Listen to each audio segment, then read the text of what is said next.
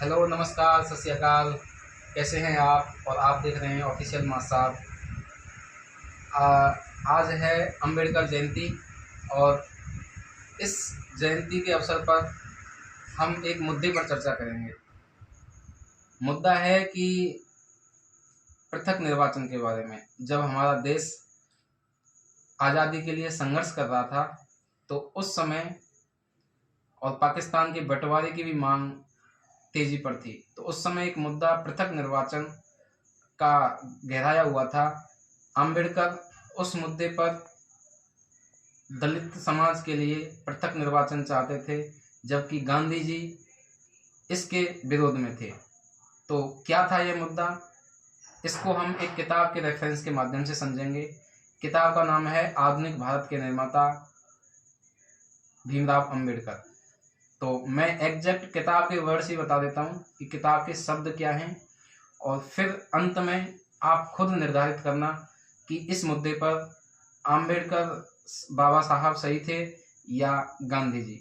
देखिए, दोनों ही महापुरुष, दोनों ही हमारे देश के महापुरुष हैं, लेकिन विचारधारा मैटर करती है।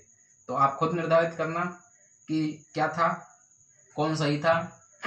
तो मैं आपको एग्जैक्ट वर्ड बोल के सुनाता हूँ। किताब तो मेरे स्कूल की लाइब्रेरी में है, तो मेरे पास किताब के फ़ोटो हैं पेज के, तो मैं वो पढ़ के सुनाता हूँ। पृथक निर्वाचन के बारे में उन्होंने कहा था, इनकी डॉक्टर भीमराव अंबेडकर ने कहा था, हमने पृथक निर्वाचन मंडल की मांग करके हिंदू समाज का अहित नहीं सोचा है। हमने अलग निर्वाचन मंडल का रास्ता इसलिए चुना ताकि अपने भाग्य निर्धारित करने में हमें सवर्ण हिंदुओं की कृपा पर निर्भर न रहना पड़े।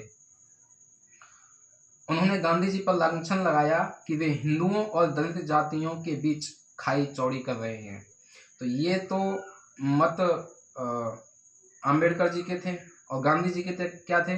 गांधी जी ने अछूतों के पृथक राजनीतिक अस्तित्व को मान्यता दिए जाने पर विशेष रूप से असंतोष व्यक्त किया। उनका कहना था कि यह एक अलगाव की पक्की दीवार बन जाएगी। उन्होंने कहा कि मैं अछूतों के महत्वपूर्ण हितों की बलि नहीं चढ़ने दूंगा, चाहे देश को स्वाधीनता मिले या ना मिले। उन्होंने कहा कि पृथक निर्वाचन और पृथक आरक्षण की व्यवस्था से बिलगाव का दुर्भाग्य नहीं टाला जा सकता। उनका कहना था कि छुआछूत हिंदू धर्म का अंग नहीं है। मैं तो सोचता हूँ कि अगर हिंदू धर्म में अस्पृश्यता बनी रहती है तो इससे अच्छा यही है इस धर्म का नामो निशान मिट जाए। वे कहते थे कि अंबेडकर ने जो रवैया अपनाया है उससे हिंदू धर्म के टुकड़े हो जाएंगे। यह गांधी जी का कहना था। देखिए, कोई सही या गलत का निर्णय समय और परिस्थिति के हिसाब से किया जाता है। यह उस समय की बात है जब उस समय के अल्पसंख्यक समुदाय के आधार, यानी कि मुस्लिम अल्पसंख्यक थे और अपने अल्पसंख्यक के दर्जे के आधार पर वो अलग देश की मांग कर रहे थे, और इधर अंबेडकर साहब, बाबा साहब मांग कर रहे थे कि हमें अल्पसंख्यक का दर्जा दिया जाए। तो गांधी जी को यह डर था कि कहीं जो आज मांग अल्पसंख्यक की जा रही है, कल यह मांग अलग देश की ना हो जाए। जबकि बाबा साहब का मानना था कि पृथक निर्वाचन के मांग से और अल्पसंख्यक दर्जे की मांग से हम अलग देश नहीं मांग रहे हैं, हम हमारे दलित समाज का उद्धार चाहते हैं, जो हमारे साथ सामाजिक अत्याचार हुआ है उससे मुक्ति चाहते हैं। तो ये थे इनके मत, और इनके बीच में एक समझौता हुआ था, पूना समझौता, पूना एक्ट। तो उसके बारे में भी देखते हैं अपन। इसके लिए भी मैं एग्जैक्ट जो किताब के शब्द हैं वो आपको सुनाता हूँ। पूना संधि है। गांधी जी ने कहा, हम नहीं चाहते थे कि अछूतों को जनगणना तथा अन्य दस्तावेजों में अलग वर्ग के रूप में दर्ज किया जाए।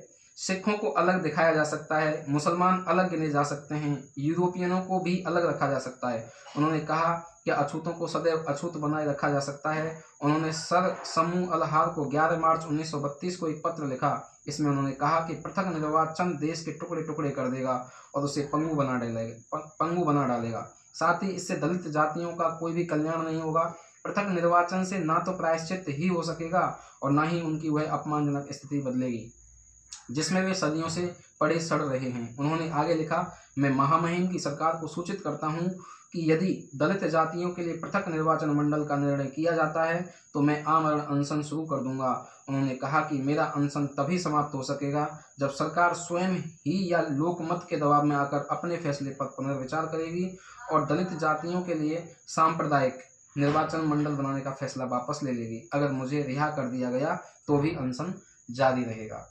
अब ये जो पत्र लिखा है गांधी जी ने, इस पत्र के जवाब में गांधी जी ने यह पत्र लिखा था 11 मार्च 1932 को, और ये एक सर को लिखा है, सर का नाम समूह अल्हार है। इस पत्र के जवाब में आम्बेडकर जी कहते हैं कि आम्बेडकर ने गांधी जी के आमरण अनशन को एक राजनीतिक पाखंड बताया। एक बयान में उन्होंने कहा कि अगर गांधी जी इस अस्त्र का उपयोग सर्वोच्च लक्ष्य स्वाधीनता प्राप्ति के लिए करते तो इसका औचित्य भी था। गांधी जी का जवाब था, मेरे लिए एक पृथक निर्वाचन का निवारण चरण लक्ष्य की शुरुआत है और मैं बम्बई में एकत्र सब नेताओं और अन्य लोगों को भी चेतावनी देता हूँ कि वे जल्दबाजी में कोई फैसला ना करें।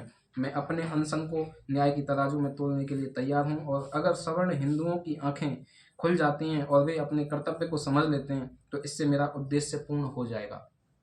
तो यह गांधी जी का जवाब था। बाद में पूना संधि हुई उनके बीच में। गांधी जी ने आमरण अनशन रखा।